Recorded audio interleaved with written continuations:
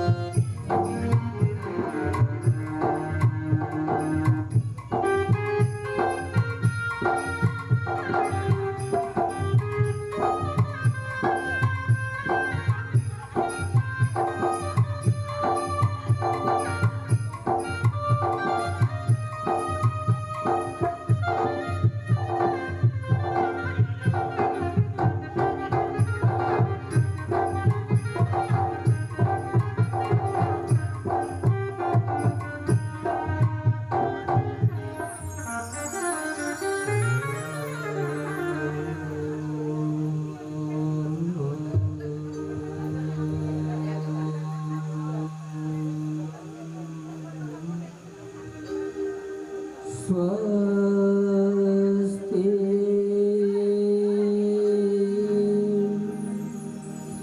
श्री गणेशाय नमः।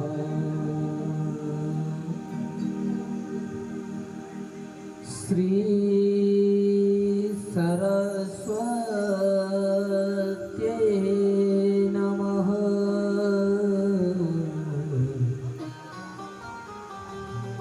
श्री गुरुचरण कमलेभ्यो नमः।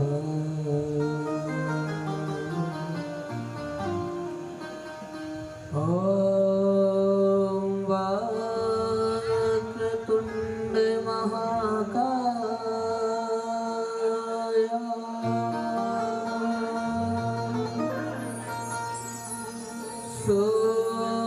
सूर्यकोटि समप्रभा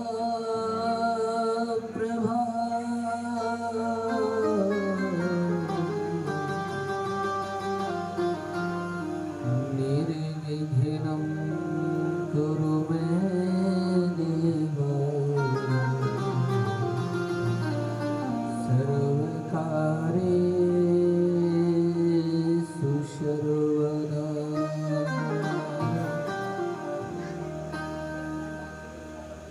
या कुन्देन्दुतुषारहारधवला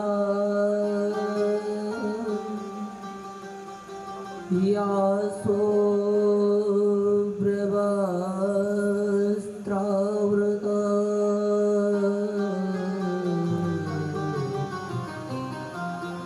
या वीणा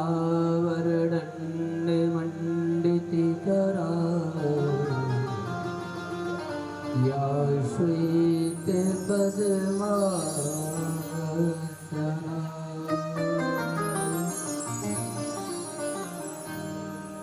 या ब्रह्मज्योत शंकर प्रभृतिर्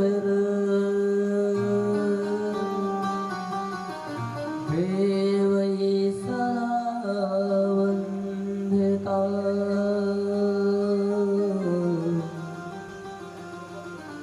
सा मां पातु सरस्वती भवति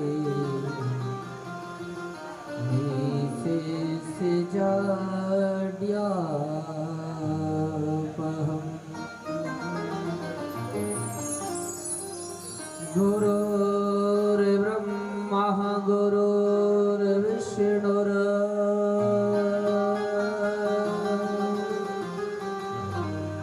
गुरुर्देवो महेश्वरः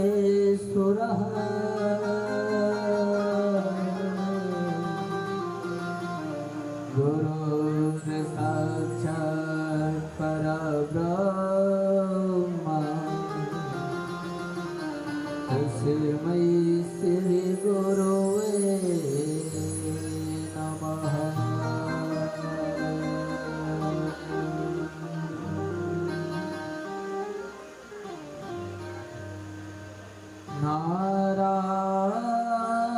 नारायणं नमस्कृत्यं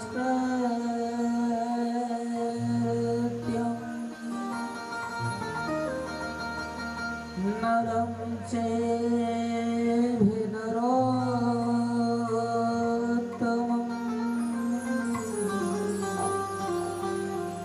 देवीं सरस्वतीं व्यासं ततो जयमुदीरये।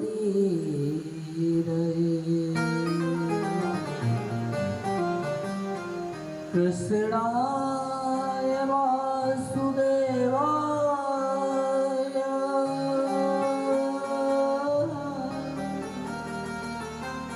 हरये परमात्मने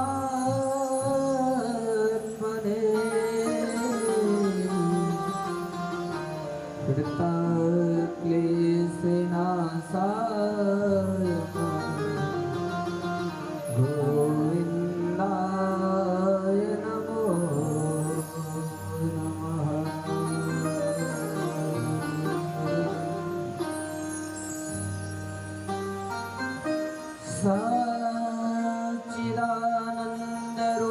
सच्चिदानन्दरूपाय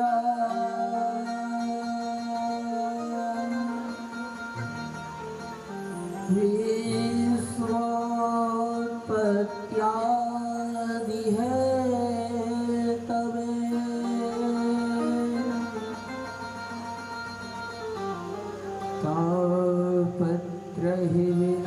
तापत्रयविनाशाय श्रीकृष्णाय वयं नमः। जय जय राधारमण जय जय नवल किशोर जय गोपी चित चोर प्रभु जय जय माखन चोर।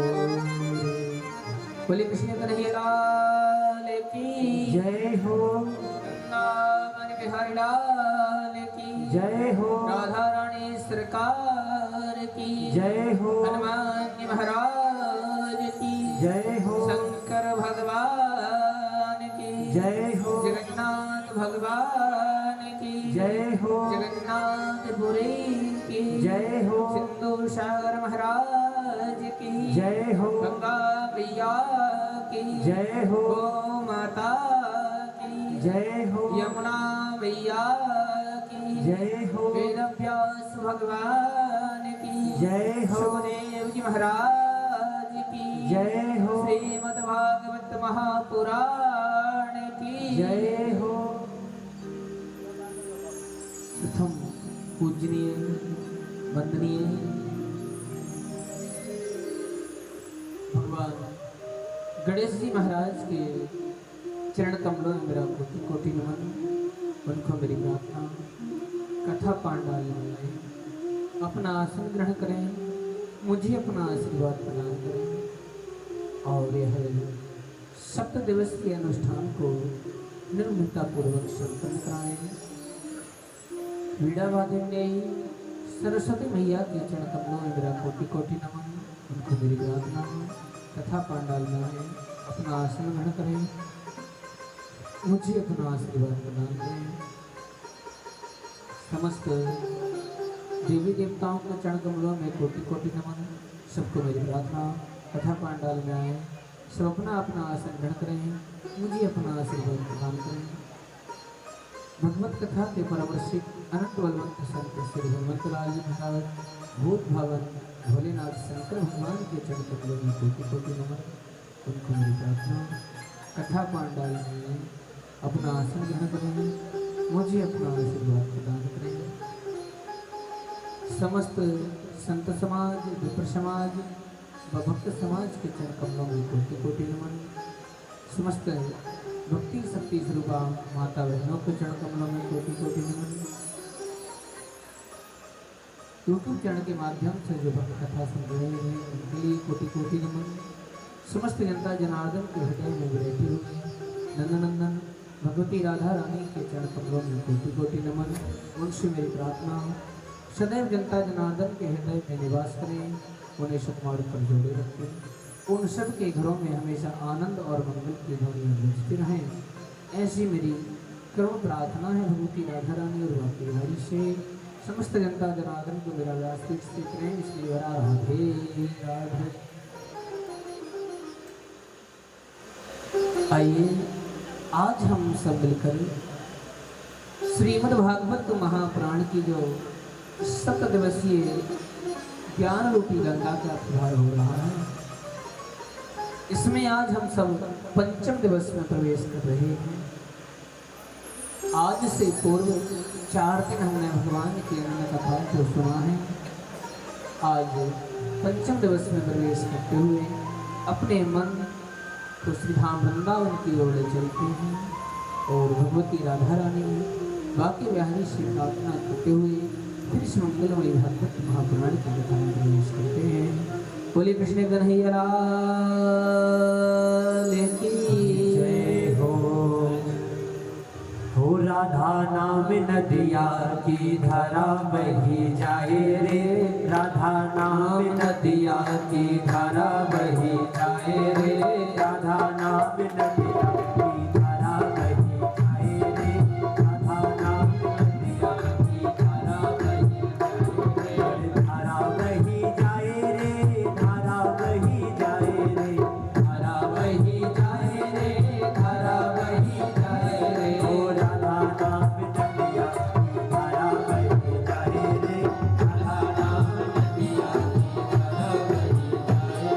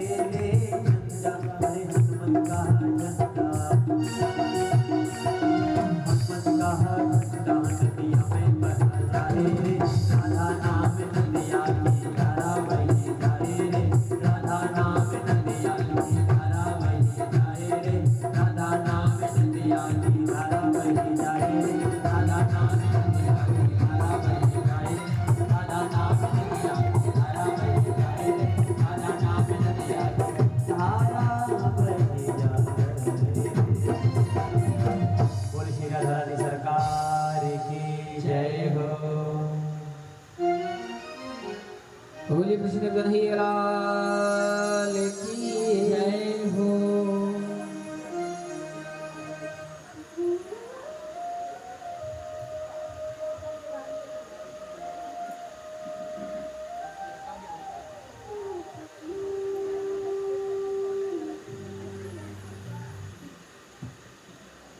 बोले वृंदावन बिहारी लाल की जय हो।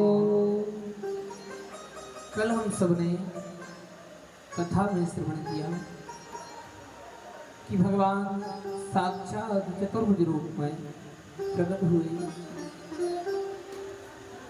सुखदेव जी महाराज कहते हैं कि राजन, वासुदेव ग्रहे साक्षात भगवान पुरुषा परा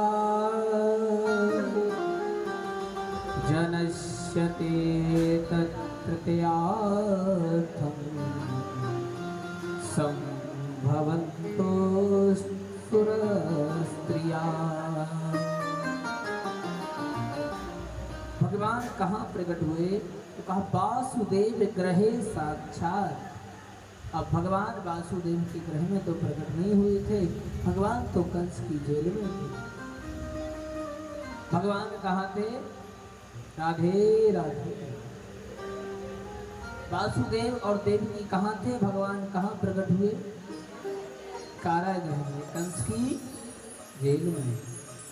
तो फिर भगवान सुखदेव जी महाराज क्यों कह रहे हैं कि भगवान वासुदेव ग्रहे साक्षात भगवान पुरुषा पुरा, वासुदेव के ग्रह में प्रकट हुए। कहाँ? कंस की जेल में प्रकट हुए, तो क्या वासुदेव के ग्रह में कैसे प्रकट हो गए? तो घर ग्रह किसे कहा जाता है? तो कहा ग्रह, घर यानी गृहिणी। आपकी और हमारी भाषा में, देहाती भाषा में बोलते हैं ना कि ये इनके घर से हैं या इनकी घरवाली हैं। कहते क्या नहीं कहते? बोलते हैं, बोलो राधे राधे। तो ऐसे भगवान ने कहा कि वासुदेव ग्रहे साक्षात, बोले वासुदेव की गृहिणी के सामने और वासुदेव के सामने साक्षात भगवान प्रकट हुए। भगवान पुरुषा पुरा, बोले और कोई नहीं था। कंस की जेल के अंदर दोनों पति पत्नी थे, वही भगवान प्रकट हुए। अब भगवान कहाँ आते हैं? भक्त और भगवान जब कोई लीला करना चाहते हैं तो किसी माता के निमित्त से ही भगवान संसार में आते हैं लीला करने। बामन बन के आए तो मैया अदिति के गर्भ से भगवान प्रकट हुए। राम बनकर आए तो मैया कौशल्या के यहाँ आए। भगवान कृष्ण बनकर आए तो देवकी और मैया यशोदा का सहारा लिया। तो भगवान सुखदेव जी महाराज कहना चाहते हैं कि भक्त या भगवान को प्रकट करना हो तो सबसे पहले दाम्पत्य जीवन आपका मधुर होना चाहिए। भगवान और भक्त सबके यहाँ प्रकट नहीं होते हैं। दाम्पत्य जीवन में तो सारा संसार है, ये पति पत्नी तो सब संसारी लोग रहते हैं मिलजुल के। सब आनंदित जिसका घर होता है, जो दाम्पत्य जीवन आनंदित होता है, जो तपस्वी होता है, वैरागी होता है, मनस्वी होता है, भगवान का जो भजन करता है, उसी दाम्पत्य जीवन के यहाँ भक्त और भगवान प्रकट हुआ करते हैं। भगवान ध्रुव के लिए दर्शन दिए तो वहां ये माँ सुनीति का सहारा लिया जब भक्त ध्रुव पैदा हुए और ध्रुव के लिए भगवान ने दर्शन दिए। तैयारों के यहाँ प्रहलाद हुए। अब ऐसा दाम्पत्य जीवन कैसा होना चाहिए? बोले कैसे? तो भगवान साक्षात जगत के पिता हैं, इनका कोई माता पिता नहीं होते हैं। जगदीश्वर कहा जाता है, देव देवम अनंतम पुरुषोत्तमम। बोले भगवान को देवादि देव सब देव भगवान पुरुषोत्तम को मनन करते हैं, ध्यान करते हैं, चिंतन करते हैं। वह ब्रह्म है, उनके कोई माता पिता नहीं होते हैं। अहमेवा समय वाग्रे नान्या चंद सत्परा, बोले भगवान सारी सृष्टि को बनाते हैं और चलाते हैं, फिर भी इनके माता पिता कौन है? तो बोले कश्यप और अदिति। जो कश्यप जी महाराज हैं वही इनके बार बार माता पिता बनकर आते हैं। कश्यप जी ही क्यों आए? तो बोले कश्यप जी महाराज भगवान को निरंतर हजारों वर्ष तक तपस्या करते हैं, ध्यान करते हैं, और केवल एक ही याचना रहती है कश्यप के जीवन में कि भगवान मेरा दाम्पत्य जीवन यदि है तो मेरे यहाँ जो पुत्र हो तो आपके जैसा ही पुत्र प्रकट हो। और कोई कामना नहीं रहती दाम्पत्य जीवन के अंदर। दोनों पति पत्नी हजारों वर्ष तक तपस्या करते हैं। क्यों? बोले भगवान मेरा दाम्पत्य जीवन में आपके जैसा ही पुत्र होना चाहिए। अब भगवान के जैसा संसार में दूसरा तो कोई है नहीं, तो भगवान को स्वयं आना पड़ता है। तो सुखदेव जी महाराज ने कहा कि जो दाम्पत्य जीवन में पति पत्नी भगवान को ध्यान करें, भगवान को प्रार्थना करें कि भगवान हमारे इस दाम्पत्य जीवन में आपके जैसा सुंदर बालक प्रकट हो, जिसकी तीनों लोकों में कीर्ति हो, तो हो सकता है कि भगवान आप और हमारे यहाँ भी प्रकट हो सकते हैं। माताओं के लिए कहा है कि जो देखो भक्त और भगवान कहीं आकाश से नहीं आते हैं, टपकते तो है नहीं, किसी ना किसी माता को पिता को ही निमित्त बनाकर भगवान जन्म लेते हैं। तो कहा कि जो दाम्पत्य जीवन भगवान का भजन करता है, प्रातः काल में उठकर सूर्य भगवान को निकलने से पहले स्नान संध्या वंदन कर लेता है, भगवान का भजन करता है और मधुरता से रहता है, सत्भाव संत महात्मा ब्राह्मणों का आदर करता है, उसके ही यहाँ ही भगवान प्रकट होते हैं। और जिस दाम्पत्य जीवन में रोज कलह मची रहती है वहाँ कंस जैसा दुष्ट पैदा होता है। समय समय की बात है, समय के फेर से बदल जाते हैं अंश, और हिरण्यकश्यप के प्रहलाद भय उग्रसेन के कंस।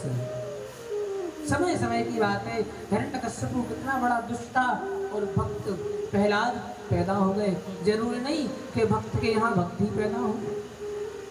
भाई यदि आपने आपके विचार बदले, आपकी क्रिया बदली, तो दुष्ट भी पैदा हो सकता है। महाराज अग्रसेन इतने बड़े भक्त थे, फिर भी कंस जैसा दुष्ट पैदा हुआ, और वह हिरण्यकश्यप इतना बड़ा दुष्ट था, फिर भी भक्त प्रहलाद जैसा भक्त प्रकट हुआ। तो पहला कर्म कहा है कि माताओं के लिए गर्भ के समय जो माता बहनें जब गर्भवती रहती हैं, उस समय जितनी हो सके भगवान की पूजा और भगवान की कथा को सुनना चाहिए। आज भी बच्चे गर्भ में सब कुछ सीख लेते हैं लगभग, पर आज प्रमाण नहीं मिलते। ऐसा होता है संसार में देखने को मिलता है कि कोई 5 वर्ष का बच्चा भगवान की मंगलमयी कथा गाता है। वो कहाँ से सीखा? 5 वर्ष के बच्चे को यहाँ इस कलयुग के अंदर आज बोलने की समझ नहीं कि मैं क्या बोलूं और क्या नहीं बोलूं। और वैसे कहा जाए तो 90 वर्ष और 100 वर्ष के व्यक्ति को भी बोलने की समझ नहीं है। बोलना तो 5 साल में सीख जाता है, पर एक जिंदगी भर नहीं सीख पाता कि कब कहाँ क्या बोलना है और क्या नहीं बोलना है। ये समझ कहाँ से आएगी? भाई बोलना तो साधारण बच्चा सबसे समय हो सकता है 5 साल तक वो बोलना सीख जाता है, पर क्या बोलना है, कब बोलना है, कहाँ बोलना है, ये पूरा जीवन में नहीं सीख पाता। और अपने आप को कहता है कि हम तो स्पष्टवादी हैं। भैया स्पष्टवादी हो, आपके अंदर भी तो स्पष्टता देखो कि तुम्हारे अंदर कितनी स्पष्टता है। तो वासुदेव के ग्रह में साक्षात भगवान प्रकट हुए। भगवान सुखदेव जी महाराज कहते हैं कि राजन ऐसा तबानुजावाला कृपणा पुत्र को पमा। भगवान प्रकट हुए, वासुदेव से कहा कि आप मुझे नंद के भवन में छोड़ाओ, वहां से कन्या को ले आना। नंद बाबा भगवान को छोटे से बन गए भगवान टोकरी में लेकर नंद भवन में गोकुल में छोड़कर आए और वहां से कन्या को ले आए। जैसे ही कन्या को लेकर आए कंस को पता लगा तो कंस कन्या को मारने के लिए आया और वो कन्या आकाश मंडल में अष्टभुजी दुर्गा बनकर उड़ गई। वही आज कलयुग में माँ वैष्णो देवी के नाम से विख्यात मैया भक्तों की कृपा करने वाली मनोकामनाएं सिद्ध करने वाली वैष्णो माता है। बोली वैष्णो मैया की जय। और इसके बाद कहते हैं कि नंद भवन में नंद बाबा के यहाँ 80 वर्ष की अवस्था है, कोई संतान नहीं हुई। पर इस बार कुछ मैया यशोदा के यहाँ होने वाला है। तो नंद भगवान नंद बाबा जी महाराज यमुना के किनारे विप्रों और ब्राह्मणों से भगवान का अर्चन कर रहे हैं, पूजन कर रहे हैं कि हमारी 80 वर्ष की अवस्था है, हमारी यशोदा की वृद्धपन आ गया है, उसकी यहाँ बालक सकुशल हो जाए। विप्रागावस्य वेदस्य तपा सत्यम दशा समा। विप्रों को बुलाकर उनसे कहा कि आप अनुष्ठान करो, भगवान का अर्चन करो, पूजन करो। भगवान का पूजन किया। विप्रों ने नंद बाबा को बिठाला कि आप यजमान बनकर बैठ जाओ। नंद बाबा बैठे, पर मन तो लगा है कि यशोदा के यहाँ क्या होने वाला है, कब तक होगा।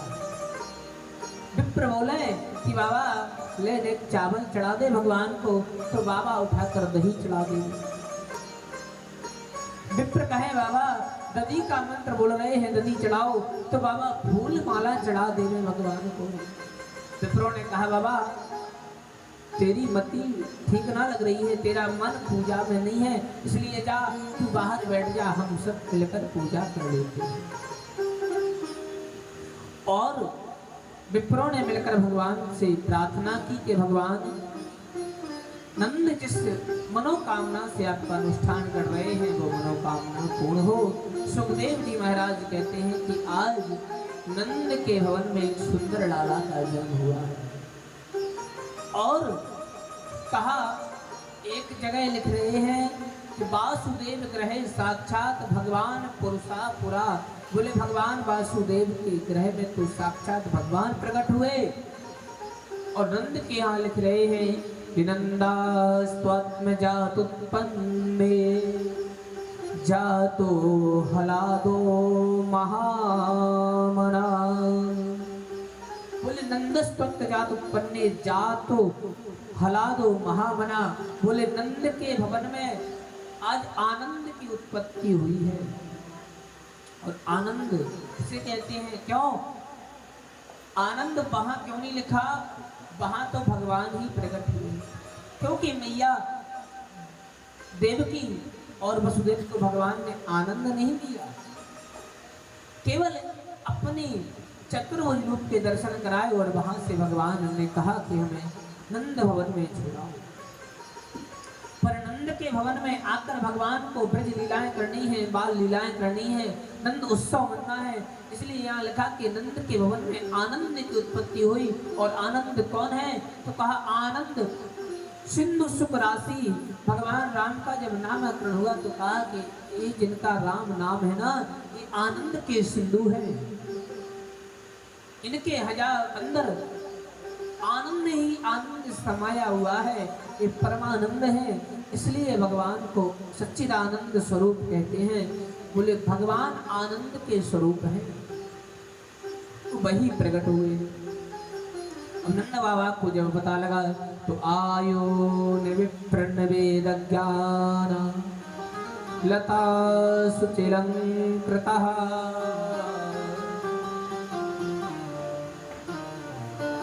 विप्रों को फिर से बुलाकर वेदों का पाठ करवाया। सुचिलंकृतः 7 तिल के जैसे सुमेरु पर्वत जैसे महान पर्वत बनाकर विप्रों को दान दिया। वाचिस्त्वं स्वस्तितनया जाति कर्मास्तात्मजस्य वै बोले भगवान का जैसे ही प्रकट हुए तो स्वस्ति वाचन का ब्राह्मणों ने पाठ किया, वेद मंत्रों का पाठ किया, जात कर्म संस्कार किया, कारयामास विधिवत देव पितृदेवार्चनम। बोले भगवान पहले पितरों का अर्चन करवाया। अब जब पुत्र संसार में जब हम जन्म लेते हैं तो हमारे ऊपर 3 ऋण रहते हैं, और हमारे आपके ऊपर नहीं, प्रत्येक मनुष्य के ऊपर 3 ऋण रहते हैं। एक देव ऋण, दूसरा ऋषि ऋण और तीसरा पितृ ऋण। और ये तीनों ऋण हमें चुकाने पड़ते हैं। अब चुके कैसे? देवताओं का ऋण कैसे चुकेगा? कैसे चुकेगा देवताओं का ऋण? राधे राधे। देवताओं का ऋण चुकेगा कि हम, देवताओं ने हमें शरीर दिया है ना, भगवान ने शरीर दिया है, ऋण है, तो हम भगवान का जितना हो सके पूजन करें, भजन करें, देव तीर्थों पर जाकर भ्रमण करें, वहां निवास करें, स्नान करें और दर्शन करें, तो हमारा देव ऋण चुक जाएगा। अब ऋषि ऋण क्यों होता है? बोले हमारा कोई ना कोई गोत्र होता है गोत्र, और गोत्र हमेशा ऋषियों के नाम पे होता है। आत्रेय वशिष्ठा जरिष्ठान शरद्रणे में भृगुरांगिराश्चा। इसी का गोत्र आत्रेय है, वशिष्ठ है, गौतम, भरद्वाज, पुलस्त्य, मनु। तो ये जो गोत्र है ऋषियों के नाम पे हमारे गोत्र हैं। पूर्वज हमारे ऋषि आत्रेय हैं, किसी के वशिष्ठ है, किसी के गौतम है, किसी के भरद्वाज हैं। तो ये ऋषि का ऋण चुकेगा जब हम संत महात्मा ब्राह्मणों की सेवा करेंगे। और हमारे ऋषि मुनियों ने जो प्राण हमें लिख के दिए हैं, रामचरितमानस दी है, इनका हम स्वयं अध्ययन करें और दूसरों को अध्ययन कराएं। रामचरितमानस घर में रखने से कोई फायदा नहीं है। तुलसीदास जी महाराज इतने परेशान क्यों हुए घर में रखने के लिए? कि जन मानव तक रामचरितमानस पहुंचे। व्यास जी को क्या पड़ी हुई थी? आते भजन करते, 18 पुराण 4 वेद महाभारत की रचना क्यों की? बोले हम और आप जैसे अधम जीव इसको पढ़ेंगे, सुनेंगे और सुनाएंगे, अध्ययन करेंगे और कराएंगे। तो इस प्रकार से हमारा ऋषि का ऋण चुक जाता है। अब जिस हम कुल परिवार में जन्मे हैं वो हमारे ऊपर पितरों का ऋण होता है। तो पितरों का ऋण, हम अपने पितरों की पूजा करें, आवश्यक पर उनके निमित्त किसी को दान दें, भोजन कराएं, पितृपक्ष में उनका श्राद्ध तर्पण करें, और रोज भी अगर हो सके तो तर्पण करें। तो पितरों का ऋण उतर जाता है। अब बोलते भैया हम तीर्थ यात्रा तो बहुत करते हैं, भगवान की कथा सुनते हैं, पूजा करते हैं, पर फिर भी हमारे बच्चे हमारी बात नहीं सुनते। हमारे बच्चे के मन थोड़ा चिड़चिड़ापन रहता है, क्रोध आता है, गुस्सा होता है, और कोई ना कोई घर में लड़ाई झगड़ा लगा रहता है। ये कारण क्या है? बोले भैया ये पितरों का ऋण है। पितृ जिसके प्रसन्न नहीं होते हैं उनके यहाँ ऐसी समस्याएं होती हैं।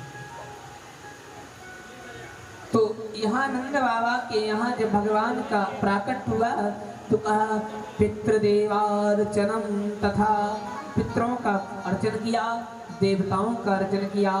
और फिर लिखा अब हमारे यहाँ कोई बालक का जन्म होता है तो पितरों को तो कोई पूछते ही नहीं है। पितरों को तो उसी 15 दिन में पूछा जाता है। और वही ऐसे ऐसे लोग हैं कि उनने कहा भैया बड़े का या छोटे का लगता है, बीच वाले का तो लगता ही नहीं। और संपत्ति हो तो बराबर सब में बंटनी चाहिए। बंटनी चाहिए कि नहीं बंटनी चाहिए? और जब उनका कहे कि श्राद्ध करो, तर्पण करवाओ, उनके निमित्त कथाएं करवाओ, तीर्थ करो, दान करो, तो भैया हम बीच वाले, हमारा तो लगते ही नहीं। जो उनने कमाया है उस धन को आधा आधा करने में तो आपका पूरा अधिकार है, पर उनके लिए कुछ देने में अपने हाथ पीछे करने वाले हमारा नहीं लगता। कहने का तात्पर्य है कि देखो, यदि एक पिता के 4 पुत्र हैं, 5 पुत्र हैं, 6, 7, 8, 10 या 1 है, तो ऐसा नहीं कि संपत्ति में सबका अधिकार नहीं हो। जब संपत्ति में सबका अधिकार है तो फिर सबको पितरों का, देवताओं का अर्चन पूजन करना चाहिए। और संसार में कहा है कि पिता 5 लोगों को पिता तुल्य माना गया है। कितने लोगों को? 5 लोगों को पिता तुल्य माना गया है। समय नहीं आपको कथा सुना देते। एक जीवन देने वाला पिता, दूसरा हमें संसार में चलाने वाला पिता। भाई, हमें जिस पिता ने जीवन दिया है उसके अलावा किसी पिता की कृपा से यदि हमें किसी ने विद्या दान दिया है या किसी ने हमारे ऊपर पैसा खर्च करके हमें पढ़ाया लिखाया है, पाला पोसा है, तो वो पिता के समान होता है। दूसरा, हमारे प्राण बचाने वाला, हमारे जीवन में आए हुए संकट यदि कोई टाल दे तो वही पिता के समान होता है। चौथा, हमारा गुरु पिता के समान होता है। और 5वां कहा कि हमारे लिए आई हुई विपत्ति को टाले